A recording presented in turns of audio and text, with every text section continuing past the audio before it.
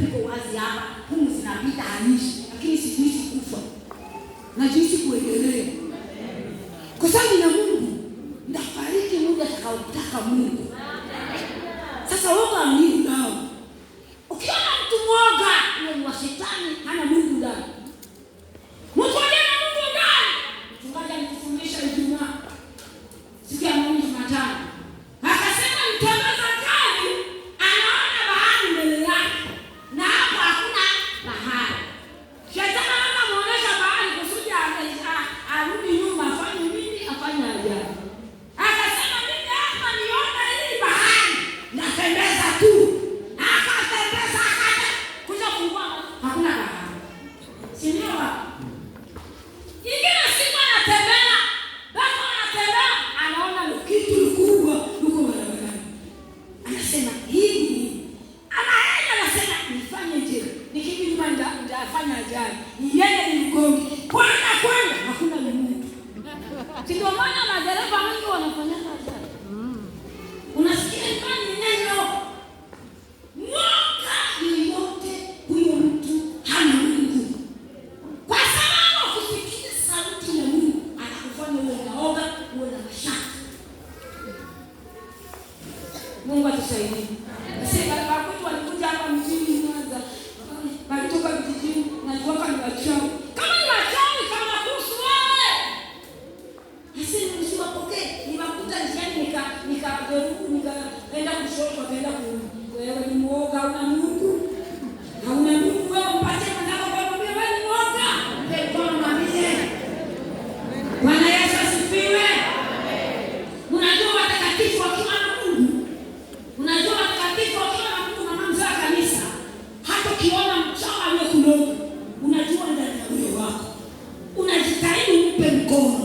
Ukimpa mkono unajua Yesu akigusa ile ndani ya shughuli, ipite na kufa.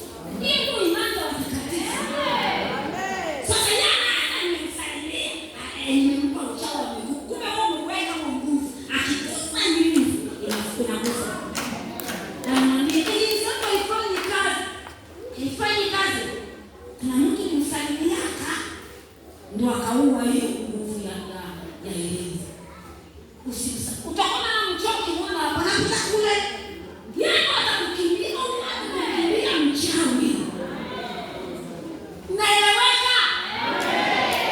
Ndio maana unapaswa kuwa na imani. Kwa hiyo naona ni watu wa mama na wanaoga sana. Lakini wa mama fulani ni mmoja mtu hana wewe hata na yule mama. Lakini mama anaweza hamna Mungu na nguvu za Mungu. Wewe kuna nguvu za Mungu wanakwambia mwenzetu walikuwa wakitembea tu. Kivuli kinaanza kwenda wagongo. Sasa mchawi asimama mwenzetu wa zamani. Walikuwa wakitembea tu. Wanasema kivuli cha Paulo kapenda kitapita huko.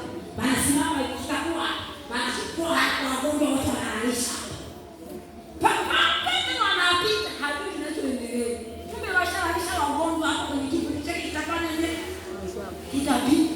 Sasa kama wapita watu wanaweza amka na kutembea. Bwana Yesu asifiwe. Ni nguvu sio za kawaida.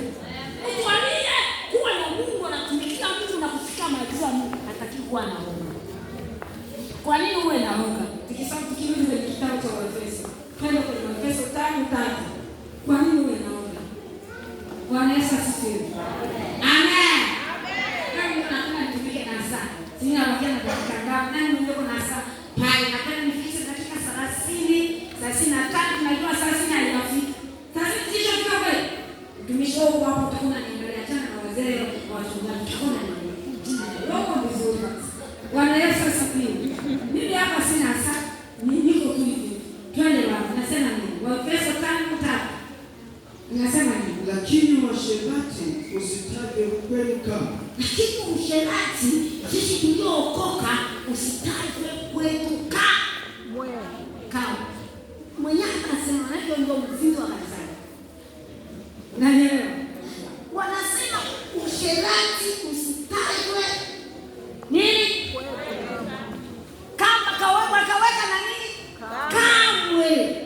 Uwe baba, uwe kijana, uwe mtoto wa kike.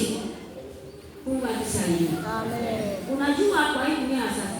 Unaona tunasema mabinti hapa mabinti. Kumbe haiko mabinti mama. Unajua upindi ni nini? Unajua mwanamwali ni nini? Mtu mwenye hajamjua mwanaume. Ukishamjua mwanaume unakuwa binti mama. Kwa sababu unajuana na mwanaume. Hivi mnanielewa? Usherati usitaje kwetu kamwe. Wewe unasema kale dada ni kale, kumbe kaja kwa kamama. Sisi tunaweza ni kada.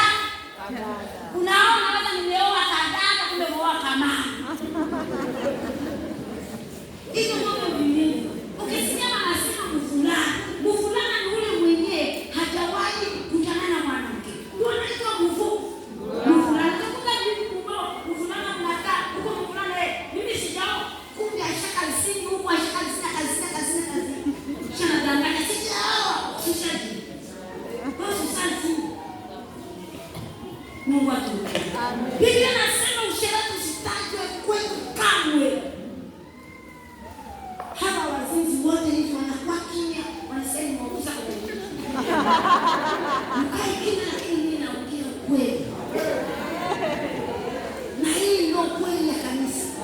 Kuwaelekeza watu kuacha dhambi. Amen. Biblia inasema wala uchafu wowote wala kutamani kama iwastahilivyo watakatifu. Uchafu wowote usiwe kwetu. Huko nakuta mama anavaa vizuri, anakuta na kakanga anaweka juu. Kakanga kanini ushapendeza. Uchafu usitaje kwetu. Tukirudi nyumbani kwenu huko, masahani umeacha hivyo. Tunakuona kwa mrembo hapo. Tukirudi huko na nuka maji. Hii tukirudi nyumbani na vitanda wajaamka wakutana. Uchafu usitaje kamwe kwenu. Sio kweli. Mwanamke anakupoka hata kitandani, anaenda na kwa sababu anaoshi shuka, niko kitanda kwa saa cha mlevi anaelewa tu, anaacha pale. Biblia inasema uchafu usitaje kwetu. Uko na mtumishi ndani, hakikisha unamfuatilia. Niambie, kuna mtumishi anapiga geti hapo. Kumbe kicha asogezake. Yana pika kwa hapa kama ni wafungua akili ni wa kina mama. Anapiga geti hapa kiti asogezake. Unafanya mbinu usiku moja, kiti chako nasogeza, utakuta kushaoza pale mshaza yana. Hiyo ndio naongea mkono. Kuna watoto wako shawaachia, watoto wetu wangali. Utawaza wanapiga geti. Kumbe kuna vitu vingine utawaza na sanzu wengine walitupaka huko. Inawezekana kwa wanakujanga tu watoto mnafanya wanakula tu natembea. Hapana, uchafu hautaki kwetu. Amen. Ninaelewana?